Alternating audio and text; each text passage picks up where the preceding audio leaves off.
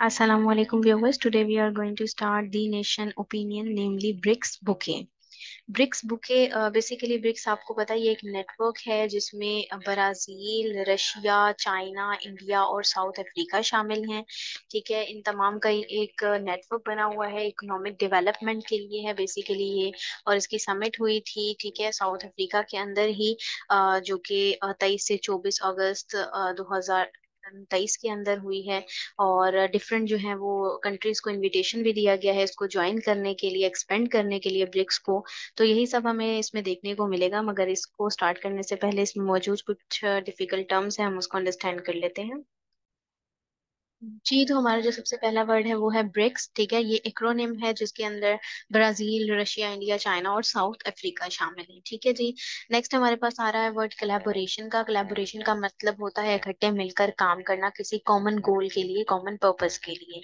Next purchasing power parity है। Purchasing power parity एक theory है, ठीक है, जो कि जो है कंपेयर करती है डिफरेंट स्टेट्स की करेंसीज को एक किसके जरिए से, बास्केट ऑफ गुड्स के जरिए से। ठीक है, और ये एक अप्रोच है जो डिटरमाइन करती है relative value of their currencies को। ठीक है, डिफरेंट कंट्रीज की करेंसीज को जिसमें कंपेयर किया जाता है। नेक्स्ट हमारे पास कंस्टिट्यूएंट नेशंस हैं। कंस्टिट्यूएंट का मतलब होता है तश्कील पाना। ठीक है, यानी कि इंडिविजुअल कंट्रीज या स्टेट्स, ठीक है, पॉलिटिकल एंटिटीज जिनने जो मिलकर जो एक अलायंस बनाया हुआ है, तमाम कंट्रीज नेशन जिसके अंदर शामिल हैं, उस सेंस में कंस्टिट्यूएंट नेशन की टर्म को इस्तेमाल किया जा रहा है।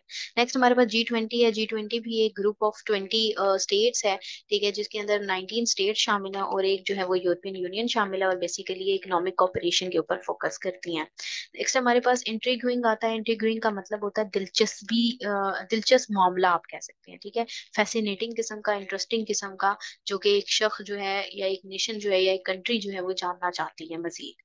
आगे नेक्स्ट हमारे पास एस्पिरेशंस आती हैं। एस्पिरेशंस होप्स को कहती हैं, फ्यूचर की ख्वाहिशात, फ्यूचर में जो कंट्री वो चीज को हासिल करना चाहता है। नेक्स्ट हमारे पास वेएबल आता है। वेएबल का मतलब होता है कैपेबल ऑफ वर्किंग।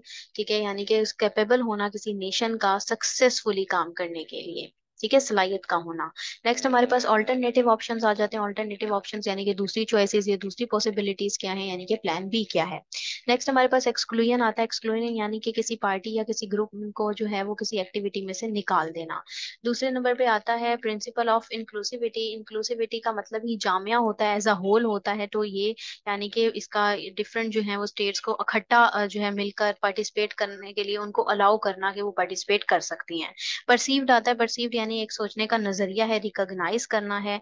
नेक्स्ट हमारे पास कैपिटलाइजिंग ऑन आता है। कैपिटलाइजिंग ऑन का मतलब होता है कि making the best use of situation for one's benefit. ठीक है, यानी कि किसी एक शख्स या एक नेशन की जो है बेनिफिट के लिए सिचुएशन को मोल्ड कर लेना। नेक्स्ट हमारे पास सैंक्शंस आती हैं। सैंक्शंस कहते हैं पाबंदियों को, ठीक है, जो इकोनॉमिक पाबंदियां लगाई जाती हैं। नेक्स्ट हमारे पास डिप्लोमेटिक इंट्रैक्शन आ जाती है। डिप्लोमेटिक इंट्रैक्शन से मुराद दो या दो से जो कंट्रीज हैं उनका आपस में एड्रेस करना, कॉन्फ्लिक्ट्स को रिजॉल्व करवाने के लिए। नेक्स्ट हमारे पास ऑटोनोमस है। ऑटोनोमस का मतलब खुद मुख्तार होता है। नेक्स्ट है डाइकोटमी। डाइकोटमी का मतलब है कंट्रास्ट बिटवीन टू अपोजिंग या कंट्रास्टिंग थिंग्स। ठीक है। नेक्स्ट हमारे पास इंक्लूसिविटी आ रहा है। इंक्लूसिविटी यानी कि एज अ होल ही की बात यहाँ पे की जा रही है। सेल्फ डायरेक्टेड कंडमनेशन यानी कि खुद की वजह से ही मुजम्मत करनी पड़ जाए, अपने ही एक्शन डिसीजंस की वजह से मुजम्मत की जाए। ठीक है, खुद की पैदा की हुई चीज के ऊपर ब्लेम लेना। तो ये थी कुछ इसकी डिफिकल्ट टर्म्स जो हमने अंडरस्टैंड कर लिया। अब हम इसको स्टार्ट करते हैं। The BRICS aimed at fostering collaboration among Brazil, Russia, India, China and South Africa is currently broadening its scope. जो ब्रिक्स है उसका मकसद यही है कि कोलैबोरेशन को वो फॉस्टर करे ब्राजील, रशिया, इंडिया, चाइना और साउथ अफ्रीका के दरमियान। ठीक है, जो इसका करंट स्कोप है उसको ब्रॉड करें वो। The conference in Johannesburg from August 22 to 24 extended invitations to Argentina, Egypt, Ethiopia, Iran, Saudi Arabia and the UAE to become members of BRICS. ठीक है, ये जो 22 से 24 अगस्त को हुई है। ठीक है, इनवाइट भी किया गया। इनमें फर्दर आपको कंट्रीज बताए हैं उन्होंने। ठीक है, जो इसका मेंबर जो है वो उसके ख्वाहिशमंद हैं ब्रिक्स का बनने के लिए। The question regarding Pakistan potential membership in BRICS is evident of the significance of BRICS. तो क्वेश्चन जो है रिगार्डिंग पाकिस्तान की पोटेंशियल की कि मेंबरशिप वो हासिल कर सकता है ब्रिक्स में या नहीं, तो हमें इसका जीता जागता सबूत नजर आ रहा है। ब्रिक्स की हमें सिग्निफिकेंस यहाँ देखने को मिल रही है। The alliance has garnered significant global recognition, prompting many nations to express their aspirations to join its rank. तो यहाँ पर अलायंस जो है वो मजीद यही बता रहे हैं कि नेशन जो हैं उन्होंने अपनी ख्वाहिशात को एक्सप्रेस किया है कि वो इसको ज्वाइन करना चाहती हैं, अलायंस क्रिएट करना चाहती हैं ब्रिक्स के साथ। The BRICS collective surpass the G7 is purchasing power parity encompassing around 27% of the Earth's land surface, 42% of the worldwide population and 33% of the global GDP। ठीक है, G7 जो है उसको बहुत पीछे छोड़ता है ब्रिक्स जो है, क्योंकि ये तकरीबन 27% बनाता है अर्थ लैंड का, उसके बाद 42% बना रहा है वर्ल्ड वाइड पॉपुलेशन का, और 33% बनाता है ग्लोबल जीडीपी का। All five constituent nations of the BRICS alliance also participate in the G20। जितने भी 5 कंस्टिट्यूएंट नेशंस हैं ब्रिक्स के, उनका वो अलायंस है G20 में भी। The current situation is quite intriguing. तो मजीद जो सिचुएशन और दिलचस्प होने जा रही है, जो करंट सिचुएशन है, according to the chair of the 2023 summit in South Africa, significant number of nations estimated to be around 36 have expressed their interest in becoming members of BRICS. ठीक है, 2023 की अगर मीटिंग देखी जाए, समिट देखी जाए south Africa के अंदर, तो डिफरेंट नेशंस हैं, तकरीबन 36 स्टेट्स ऐसी हैं जिन्होंने अपनी एस्पिरेशंस या ख्वाहिशात या इंटरेस्ट शो किया है कि वो मेंबर बनना चाहती हैं ब्रिक्स का।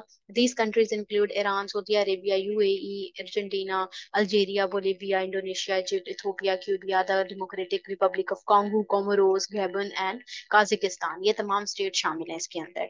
These nations saw BRICS as a viable substitute for the conventional Western-centric financial industry that relies on the US dollar। ये nations देखी हैं BRICS को एक अहम किस्म का substitute, ठीक है, conventional Western-centric financial industry के तौर पर, यानी उसको काउंटर कर सकती है वेस्ट को ब्रिक्स जो है, क्योंकि वो उस पर रिलाई करते हैं ना, क्योंकि ज्यादातर यूएस डॉलर पर ही रिलाई करते आए हैं अब तक तमाम countries. The BRICS nations are currently considering the possibility of introducing a new currency that is backed by gold। ठीक है, ब्रिक्स नेशन जो है वो करंटली यही सोच रही है, कंसिडर भी यही कर रही हैं कि पॉसिबिलिटी हो सकती है कि वो इंट्रोड्यूस करवाएं नई करेंसी को। Hence Pakistan can not remain detach from this developments and alternative options. तो पाकिस्तान इसमें जो है वो डिटैच नहीं रह सकता डेवलपमेंट और ऑल्टरनेटिव ऑप्शंस के साथ। Given Pakistan existing involvement in the one belt one road initiative and the CPEC को अगर देखा जाए, पाकिस्तान की इन्वॉल्वमेंट ओबोर के अंदर भी है, ठीक है, सी पैक के अंदर है, और it would be advisable for Pakistan to contemplate the prospect of joining the BRICS alliance. तो ये एडवाइजेबल है पाकिस्तान के लिए भी कि इम्कानात होने चाहिए कि वो ब्रिक्स का अलायंस बने, ठीक है, अलाई बने। The citizens of Pakistan express dissatisfaction with the absence of an invitation for their country to participate in the Johannesburg summit and its exclusion from the BRICS plus initiative. तो जो शहरी है पाकिस्तान के, उन्होंने अपनी डिससेटिस्फेक्शन एक्सप्रेस की है क्योंकि उनको इन्विटेशन नहीं मिला जो है पार्टिसिपेट करने का जोहान्सबर्ग की तरफ से समिट में, ठीक है, ब्रिक प्लस जो इनिशिएटिव था उसके अंदर, उसमें एक्सक्लूजन हुई है उसकी।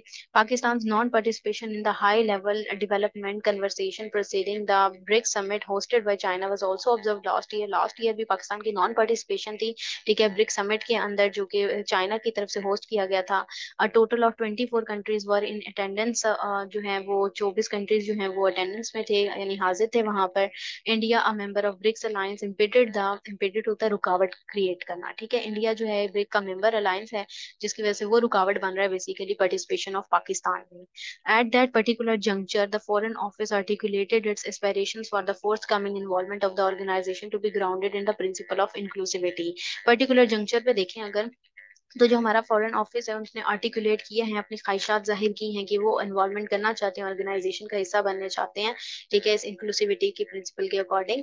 ठीक है, this year Pakistan was not invited to attend the summit. इस साल जो है वो पाकिस्तान इनवाइट नहीं किया गया इस समिट के अंदर, अनलाइक नियरली 30 अदर कंट्रीज, जबकि उसके बरक्स 30 कंट्रीज शामिल थे, primarily from the global south who were included, जो कि ग्लोबल साउथ की तरफ से थे, शामिल थे उसके अंदर।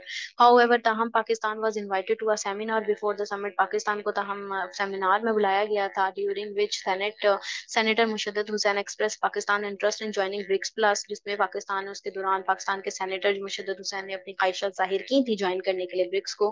The strained relationship between India and Pakistan is regrettable yet comprehensible. ठीक है, जो स्ट्रेन्ड रिलेशनशिप इंडिया और पाकिस्तान के, वो रिग्रेटेबल है अभी तक। The government of India has frequently utilized Pakistan to garner support in Hindu majority regions by capitalizing on the perceived danger of cross-border terrorism।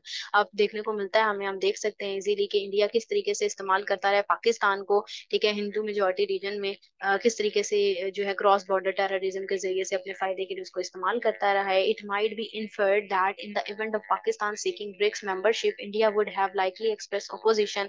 तो पाकिस्तान अगर ज्वाइन करना चाह रहा है या देखता है वो ब्रिक्स की तरफ, मेंबरशिप की तरफ, तो इंडिया उसको लाजमी तौर पर जो है अपोजिशन करता है उसकी।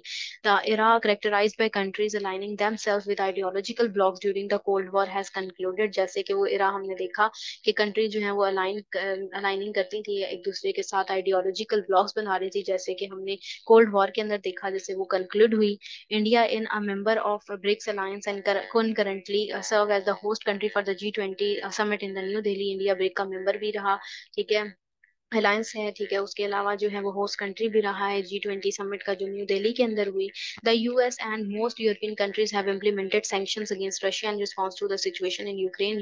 यूएस में जो दूसरे भी जो मोस्ट यूरोपियन कंट्रीज हैं, ठीक है, उन्होंने इम्प्लीमेंट की हैं, सैंक्शंस लगाई हैं रशिया के ऊपर रिस्पांस में यूक्रेन की जंग के हवाले से जो सिचुएशन बनी हुई है उस हवाले से। However, it is noteworthy that these countries engaged in diplomatic interaction with President Putin during a meeting in New Delhi। ताहम ये भी नोटवर्दी है कि ये जो कंट्रीज हैं वो अंगेज हैं डिप्लोमेटिक इंटरेक्शंस में प्रेसिडेंट पुतिन के साथ। मीटिंग जो देखी जाए न्यू दिल्ली की, तो उसके दौरान however this assertion does not hold for developing nations as they heavily depend on western economies for their sustenance। तो हम ये देख सकते हैं हम कि किस तरह से डेवलपिंग नेशन जो है heavily डिपेंड करती हैं वेस्टर्न इकोनॉमीज पर अपनी सस्टेनेंस के लिए। Pakistan must disengage from being categorized as a certain interest groups or alliance members when making autonomous decisions। तो पाकिस्तान को जरूरी तौर पर डिसएंगेज करना चाहिए कैटेगराइज होने से। बहुत से सर्टन जो इंटरेस्ट ग्रुप्स हैं उस हवाले से देखा जाए, या अलायंस मेंबर्स देखें हम, जब भी ऑटोनमस डिसीजन की बात आए यानी खुद मुख्तार फैसलों की बात आए तो। The current paradigm no longer adhere to the dichotomy of with or without us but instead embraces the concept of inclusivity. तो जो करंट पैराडाइम है ना, तो वो एडहियर नहीं करता डाइकोटमी को, यानी कि साथ या विदाउट या विद के साथ नहीं वो काम कर रहा, बल्कि ये गले लगाता है, एम्ब्रेस करता है उन तमाम चीज को। उस कॉन्सेप्ट ऑफ इंक्लूसिविटी इसमें शामिल है, यानी जिस कंट्री का भी हो सके जो एस्पायरेशन रखता हो तो वो उस चीज को ज्वाइन कर सकता है कनेक्टिविटी के लिए। Where in the involvement of all state characterises the new normal. तो जहां पर इन्वॉल्वमेंट हमें तमाम स्टेट्स की नजर आती है, ठीक है, एक नए नॉर्मलाइजेशन की तरफ हमें दुनिया जाती हुई दिखाई दे रही है। देयर फॉर इसीलिए the necessity of the current era is evident. जो जरूरत है इस करंट एरा की वो जो सबूत के तौर पर हमें नजर आती है। States left behind will ultimately experience self-directed condemnation over a extended period। तो इस extended period के ऊपर अगर देखें तो self directed मजम्मत जो है वो, अगर पीछे कोई स्टेट रह जाती है तो वो खुद की क्रिएट करता मजम्मत का जो है उसको एक्सपीरियंस करेगी। ठीक है जी, और इसी लिहाज से हमें जो है वो पूरी भरपूर कोशिश करनी चाहिए पार्ट बनने की, और प्रोग्रेस देनी चाहिए, अपनी इकोनॉमी को डेवलपमेंट की तरफ जाना चाहिए। एसएस के पॉइंट ऑफ व्यू से, करंट अफेयर के हवाले से और पाकिस्तान अफेयर के हवाले से बहुत ज़्यादा इंपॉर्टेंट है ये। और ये था इसका एनालिसिस। अगर आप लोगों को ये पसंद आया है तो काइंडली इसको लाइक कीजिएगा, शेयर कीजिएगा। Thank you very much. Allah Hafiz.